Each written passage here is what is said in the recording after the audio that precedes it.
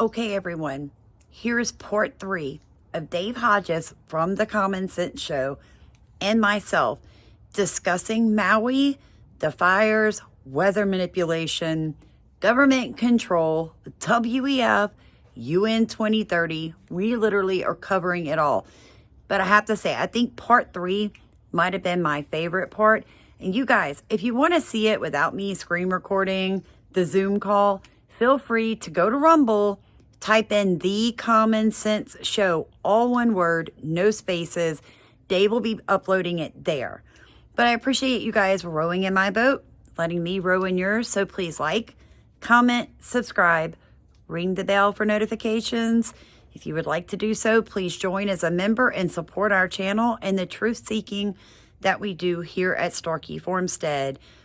And please consider going to our GiveSendGo.com campaign and helping us feed our community. Food for thought. You guys, it's going to get really bad for American working families in 2024. The ones that fall just between, I work enough that I'm not poverty, but I don't work enough to really put fresh organic food on the table for my family. And the way it's going to work is every week I will bring different families, depending on how many people row in our boat for this, boxes of organic eggs, rabbit meat, fruits and vegetables, everything grown, milled, and raised right here on our 2-acre organic regenerative farmstead. I will be recording that, sharing these stories with you guys on how these boxes are impacting people's lives. The boxes cost $25 each one, but it's about $80 worth of stuff in there. So yeah, I'm growing it, I'm raising it, I'm butchering it, I'm harvesting it, boxing it, and I'm delivering it. So please consider helping us make that vision come true, because it's going to take all of us, you guys. They're literally killing the average American family. Disability is not going up. People's Social Security checks are being cut. I don't know what else to do but ask y'all to help me help them. God bless you. Enjoy the rest of this video. It's the technology is over 30 years old in terms of applicability. Well, I did not know about the mist. I learned something new right here. This is, Yeah. I delved into this and I'm surprised I missed it. The one thing though that I did know, there's another thing we didn't mention, is there are videotapes of the firefighters and the community working together to try to put out the fires when they arrived. And the water ran out. Yes. And that's because, I forget the man's name now, Manuel something. And he was the head of the water. And he gave this new age mumbo jumbo explanation. We have to have a new relationship with water. That's why I didn't turn the water on to fight the fire, blah, blah, blah. And I'm thinking, you're absolutely nuts. People burned to death because of what you did. Exactly. And they protected him all the way through this. Yeah, and I'll be honest, the people in Maui are trying to put him back, Dave. I love them. I love the people in Maui, but sometimes I'm just like, do you guys not see what they're doing to y'all? And my husband stood up at the budget meeting and actually asked the water department, why are you not equipped with salt water fire gear? You have an ocean around you. Why would you ever need to use the limited fresh water on this island to put out, you know what I'm saying, to put out a fire? He's like, you're surrounded by water. It doesn't make any sense, Dave. Maui it brings in more money than any other state. It is a money, the Hawaiian Islands bring in more money. Mm-hmm. They make a lot of money. There is no reason that they did not have the proper equipment to use salt water like places in Alaska do to put fires out. It just doesn't make any sense here when you really think about the logistics of spending a few $1 million to have pumps put in that can handle the salt water. Let's set that aside just for a second. I totally agree with you. That's preparatory that wasn't done, and that's right. Negligence. But they had existing water they could have used that was shut off on these people. Yes, it was. They weren't allowed to fight the fire. They weren't allowed to escape the fire. No. There were no sirens to warn about the fire. And this is just absolutely insane. And then the people are in the water for 5 hours. Let's say they weren't shot at, okay? The Navy should have been there in 30 minutes. Yes. Who issued the stand down order? Where did the stand down order come Right. from? Where was the Coast Guard that should have been there in 30 minutes? Nothing. And then what is it? Is it what's the nearby island where they said they found masses Oh, amounts of that's people washed up? Anna, Ohan. Yeah. I can't say it, but it's a little one. Now, I did speak to people who are natives to the island, indigenous to the island, and I asked them that again because once we had made good friends with their family and they began to invite us into that culture, they were very forthcoming, unlike, people who just live there. A lot of people are very, very private on an island. It's a different type of lifestyle. Yes. And they did tell me that the way the ocean currents work, there would be no way a body would have ended up on that island. Because That's what I've been told too. Yeah, and they told me, they said, Sam, I can assure you, if I dropped a bottle here, this is where it's going to end up. And they even took me and showed me in parts of the island how the ocean current worked with fishing and stuff. So they were correct, but they did assure me that if any bodies would have floated up, it would have ended up in a completely different area than where the claims were made that bodies did wash up. So that made me feel a little better. One of the people making the claims was a pastor that was popular. Oh, yeah. And so that was concerning to me.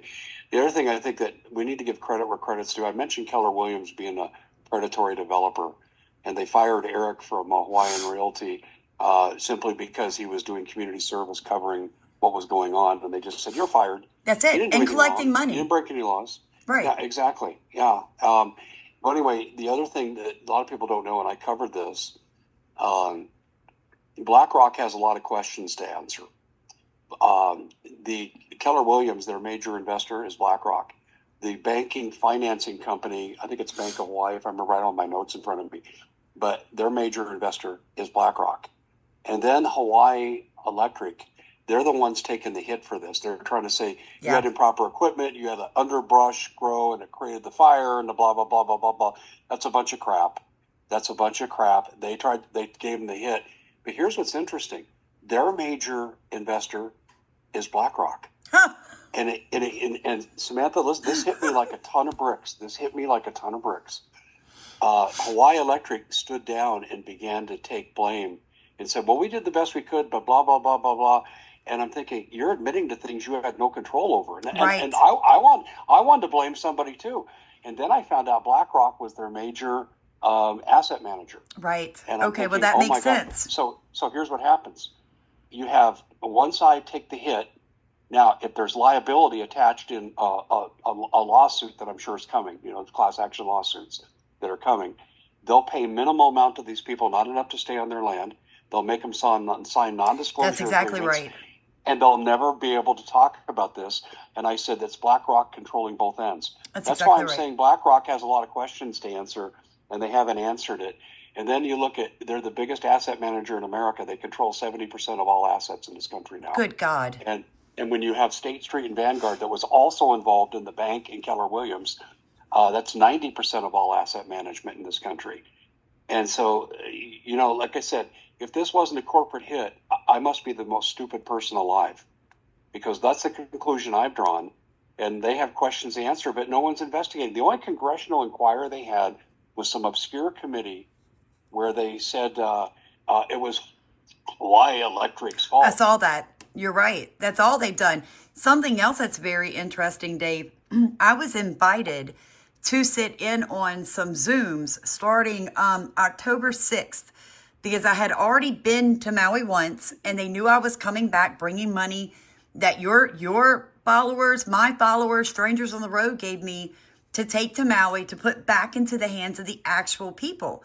So I got this, email, hey, Sam, we want you to join in. What I realized was they already had soil results from the upcountry fires and the Lahaina fires at the beginning of October. Now, they just released that to the public in December, but I was sitting in Zooms with them October 6th, and my other date I have written here because I take really good notes when I sit in on these meetings. The other day that I met with them was October 13th. Now, on the October 6th, I was listening to a lady from Hawaii And she was talking about grant money that she'd already written and received on the soil test, the water testing. They knew then that the arsenic, the lead, and the cobalt levels were too high. They also knew those levels were that high for two reasons. All the arsenic used to grow food through the pineapple plantations and the sugarcane plantations, that was what they used for a pest deterrent. And the cobalt and mainly the lead were coming from all the EV batteries on that island.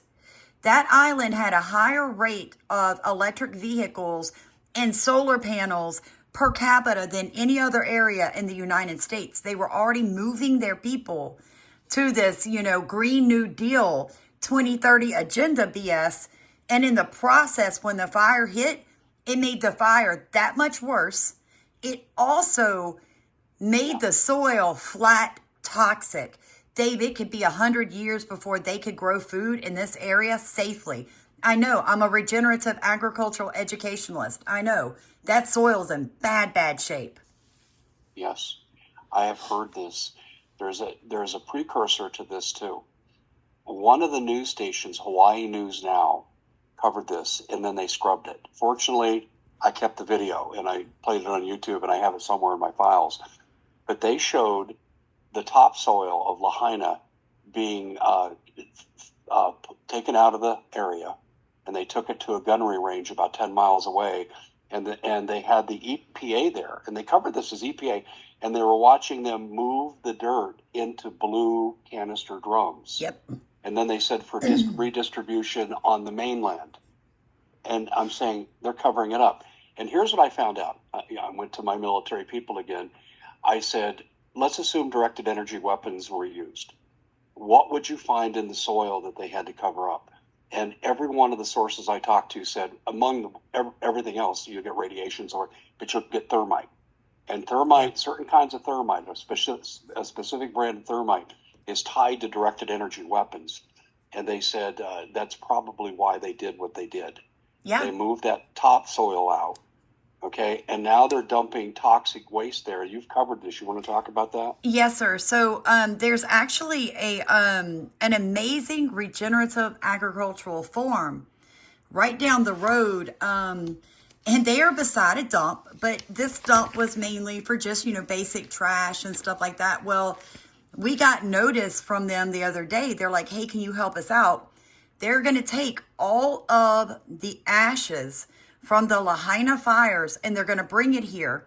They're going to lay down a plastic liner, Sam, that's only good if nothing goes wrong for 70 years. And they're going to dump all this. And then there's this literally a food growing facility right next door, Dave, that's giving free food away to the people, burn victims, for the next 2 years, as well as building sustainable tiny homes. And wait a second. This food would be contaminated. Yes, it would be. And they're very upset about this because I'm looking for it right now, the name of it. I'm sorry. I mean, the half-life of what you're talking about is 10,000 years. Yes, sir. Yes, sir. And I'm looking right now hold on, I've got it written down somewhere in my notes. But it's heartbreaking because everybody is desperately trying to do their part to help out in Maui and Lahaina, and then you get this kind of nonsense. I admired your work so much when I was actively covering this. Can you tell people how they can follow you? Sure. We're mainly on YouTube under Starkey Farmstead. You can find me on Facebook. On Rumble, I just started an account because unfortunately I've gotten 2 strikes with YouTube so far. So I might be only on Rumble eventually, but I put that under my actual name, Samantha Starkey.